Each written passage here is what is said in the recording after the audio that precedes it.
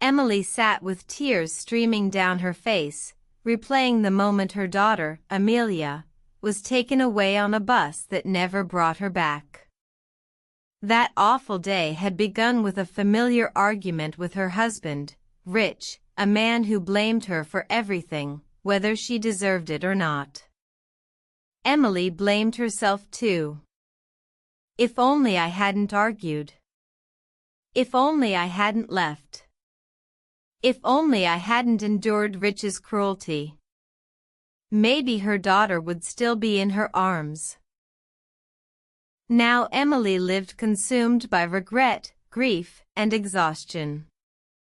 She had searched everywhere for Amelia, in every town, every station, every police report, but nothing. No trace. She remembered the last day clearly. Emily had decided to leave Rich once and for all. She took her 3-year-old son, John, and her 5-year-old daughter, Amelia, and headed to the bus station, planning to live with her mother in a distant state. She could no longer stay with Rich. He had crushed every ounce of trust and love she once had. At the bus stop, there was only one bus going to her destination. Emily sat with her children, trying to hold herself together. Suddenly, John grew feverish and started vomiting. A woman behind her shouted, "Take your sick boy off the bus. Clean that mess first. I can't stand this filth." Emily apologized softly. "I'm sorry, he's sick, please understand." The argument grew loud enough that the driver intervened. "You have 10 minutes, he told Emily firmly. "Clean the bus. Then we leave." Emily cleaned as quickly as she could. She told Amelia, "Stay in your seat, sweetheart. I'll be right back." A man outside pointed toward a pharmacy. "Go get him medicine. It's close. You still have time." Emily rushed to the pharmacy, breathless. "Please," she begged the pharmacist, "my son is sick. I'm in a hurry." "There's someone before you," he replied coldly. "Wait your turn." By the time Emily returned, the bus, with Amelia on it, was gone. People gathered around her, trying to comfort her as she collapsed in tears. Another bus going to the same state was boarding. The driver said gently, "Come with us. We'll leave early. We'll help you." But it was already too late. Meanwhile, Amelia's fate. Little Amelia remained seated on the departing bus, frozen in fear. She waited for her mother, hoping she would appear at the next stop, but she never did. A woman named Sandy sat beside her. Sandy had been married for 10 years but had never been able to have children. She adored kids. When the passengers left at the final stop, only Amelia stayed behind, frightened, silent. Sandy knelt beside her. "I'll help you find your mother, sweetheart." She bought Amelia food, sweets, toys, but Amelia only cried. Sandy cried too. In those fragile hours, a bond began to form. Sandy waited, hoping Emily would come. She didn't know Emily was now in another state, searching for her child in all the wrong places. With no one claiming Amelia, Sandy brought her home.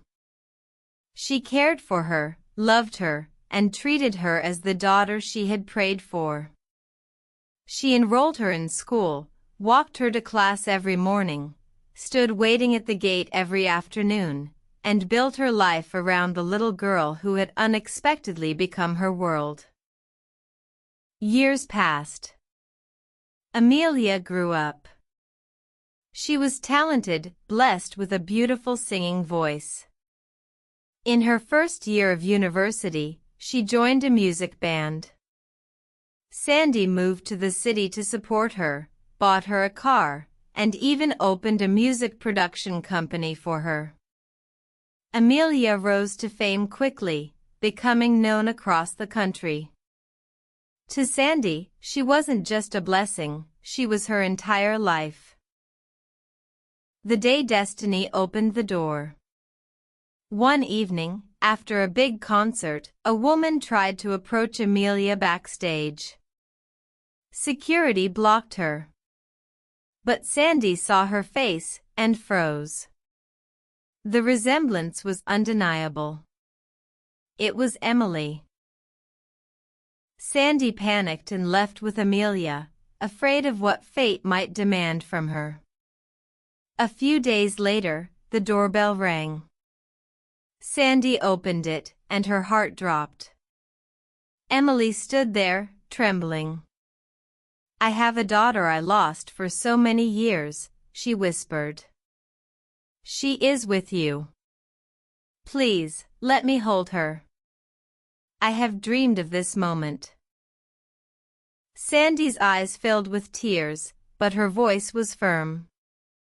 "A mother is the one who raised her, loved her, educated her, and stayed up with her through every night. I gave her everything I had. Do you want to take my soul from me? She is my whole world." Emily fell to her knees, weeping. "If you are a mother, please, let me hold her. Just for a moment. I beg you." At that moment, Amelia entered. She had heard everything. She ran to Emily and threw her arms around her. "I am the happiest person on earth," she cried. "God gave everyone one mother, but He gave me two." Then she turned to Sandy and held her tightly. "I will never abandon either of you. I belong to both my mothers. I love the one who gave me life, and the one who gave me love." If this story touched your heart, let us know in the comments. Your voice gives life to stories like this. Don't forget to like, share, and subscribe for more emotional journeys. Keycap too suspenseful and dramatic. Life is full of painful moments and unexpected miracles. If you want more stories like this, hit subscribe and turn on the bell. Your support keeps these stories alive. Keycap 3 inspirational and hope-filled. No matter how dark the moment, hope can still shine. If this story inspired you, comment hope below. Like, share, and subscribe for more stories of strength and survival. Keycap 4 Direct and YouTube optimized. If you felt this story, don't leave without subscribing. Your likes and comments help us reach more people who need stories just like this.